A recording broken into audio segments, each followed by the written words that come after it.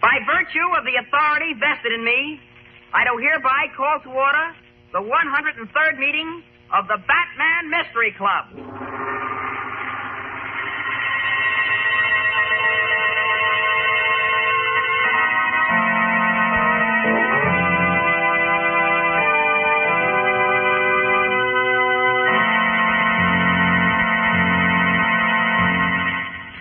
And now it is my privilege to introduce our friend Bruce Wayne, otherwise known as the Batman. Thank you, Robin. Good evening, everybody. You've just heard Robin open the 103rd meeting of our Mystery Club. As you know, we gather together at this time each night to explore the supernatural and to tear aside the veil of darkness, to prove that ghosts and apparitions are only figments of man's imagination, to show that wherever there is mystery, it's been created by human hands. And so, with that thought in mind, I bid you all welcome to the Mystery Club. Since we have important matters to consider tonight, I move that we dispense with the reading of the minutes of the last meeting. I second the motion, Batman. All in favor, say aye. Aye. Opposed? Motion is carried. Are there any questions from the floor? Yes, Richard. I'm a little puzzled about something, Batman. All right, let's see whether we can unpuzzle you. What is it, Richard? Well, in our last mystery, you know, the one we finished Friday night, you told how the little man with the limp, I think his name was Mr. Willis. Mm-hmm. Well, he swore that he saw the ghost of his brother when he visited that medium, Madame Safari. He wasn't crazy, was he? Oh, Mr. Willis was quite sane. As a matter of fact, he was convinced he had seen his brother's ghost. Well, did he? Of course not. Madame Zafara, like most fakers, was very clever. Before setting up the seance for Mr. Willis, she managed somehow to secure a photograph of his dead brother. She had a plaster cast made, and using soft green lights, it almost looked like the real thing. Gee whiz. Yeah, but what about the ectoplasm, Mr. Willis? So wasn't that real? Now, ectoplasm doesn't exist, Richard. It's a word used by so-called psychic mediums as part of their phony mumbo-jumbo. It's supposed to be a ghostly emanation. In Mr. Willis's case, what he saw floating around the half-darkened room was a thin piece of white gauze suspended from a string. In his excited state, it looked like a ghostly emanation. Oh, well, I think that clears it up. Thanks. You're quite welcome, Richard. Now, if there are no further questions, we'll proceed to our story. It's a new one tonight, isn't it, Batman? Yes, Marilyn, a brand new one. A ghost story? Well, I suppose you'd call it that, Roger. It's about the Monster of Dumphries Hall. All right, now, turn the lights low, Robin. That's better. Now, the story begins 3 years ago when Robin and I were in England. We'd been invited to dinner at Dumphries Hall, an old English country manor, the home of my friend Sir Alfred Dumphries. It was a wild and lonely night, with a storm brewing, and the fact that Dumphries Hall was located in the center of a barren moor didn't help matters any. There were 5 of us at the dinner table. Sir Alfred, charming Lady Marsden, gruff old Sir Sidney Mordred, Robin, and myself. We had just finished dessert and were engaged in conversation. More coffee, Mr. Wayne? Thank you, no, Lady Marsden. Well, you may pour me another cup, by Joe. Of course, Sir Mordred. Oh, beastly weather. And beastly hole to be having it in, I must say. Had I known the weather was going to be as rotten as this, I'd have stayed in London, I declare. How are you standing it, Wayne? Oh, it isn't the weather I mind, Sir Mordred. It's the fact that it seems to make this old baronial mansion so chill and damp. A wood-burning fireplace is decorative, but I'd prefer steam radiators myself. You were about to say something, Sir Alfred? I was about to say that Sir Mordred, since he has far more money than I, can have those improvements put in after he buys Dumphries Hall.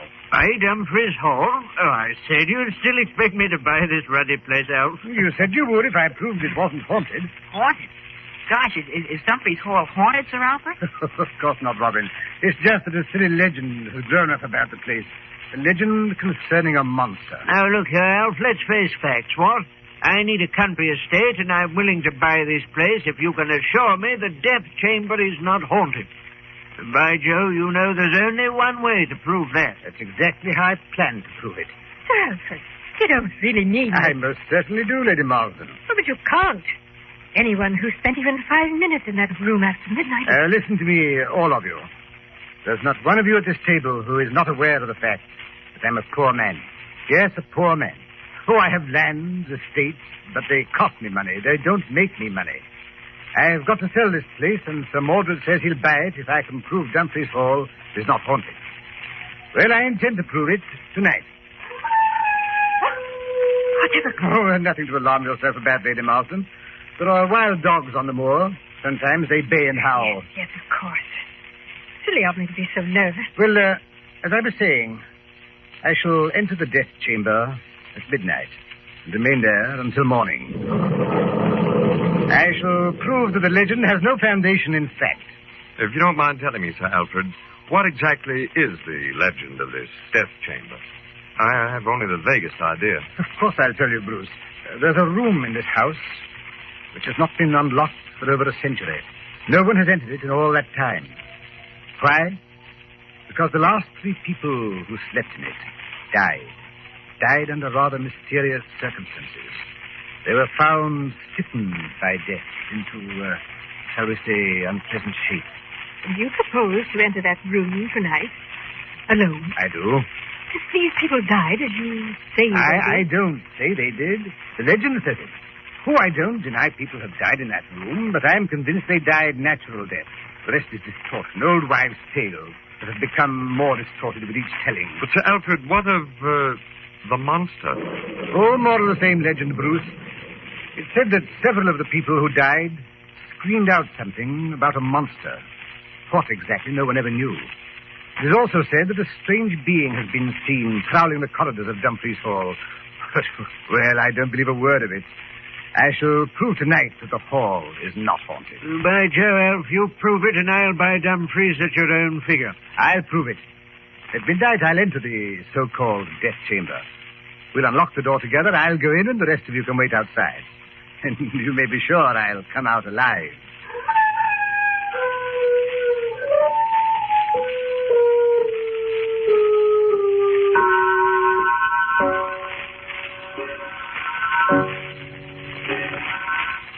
Well, it's midnight, Sir Alfred. Yes, I wish you'd stop standing there and staring at me, Sir Mordred, as though you were seeing me for the last time.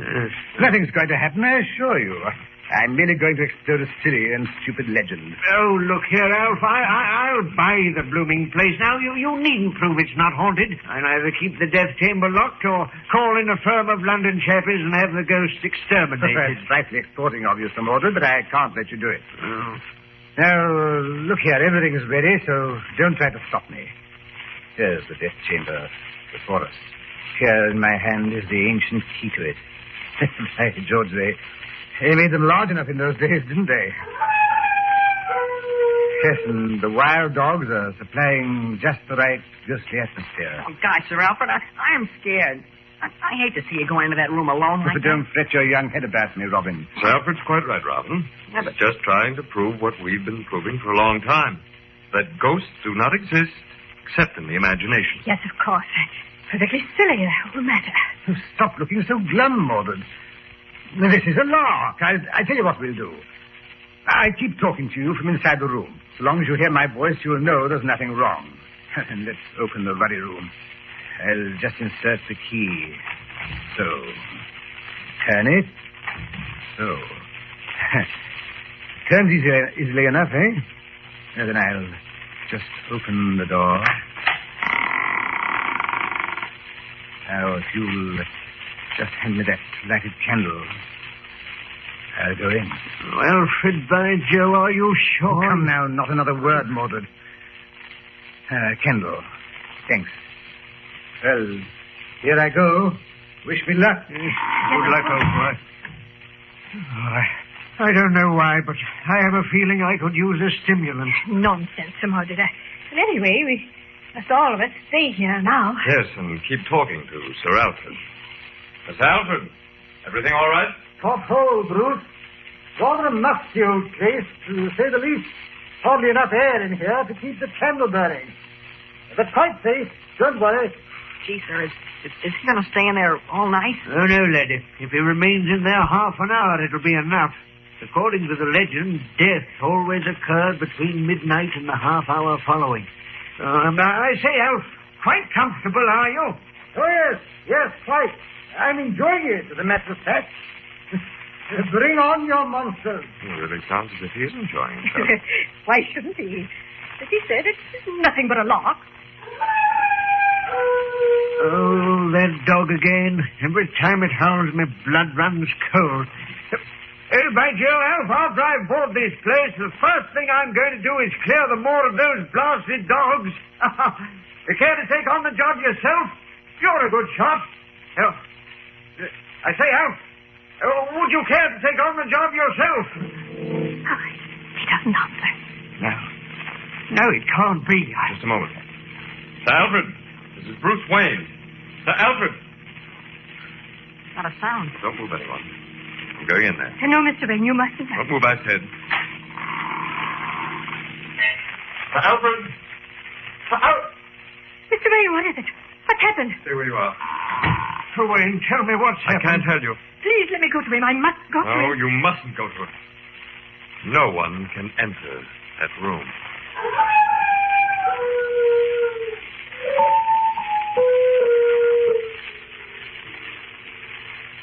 All right, Robin. Turn up the lights.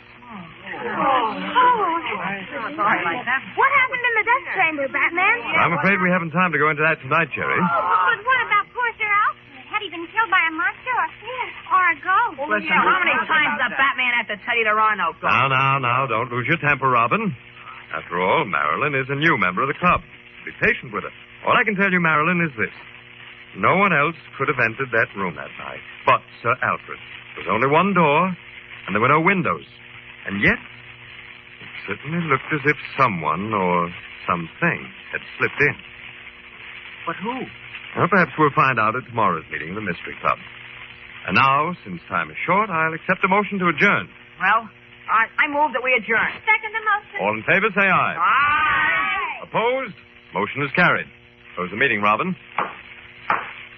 By virtue of the authority vested in me, I do hereby adjourn the 103rd meeting of the Batman Mystery Club. The 104th meeting will take place tomorrow night at the same time over the same station.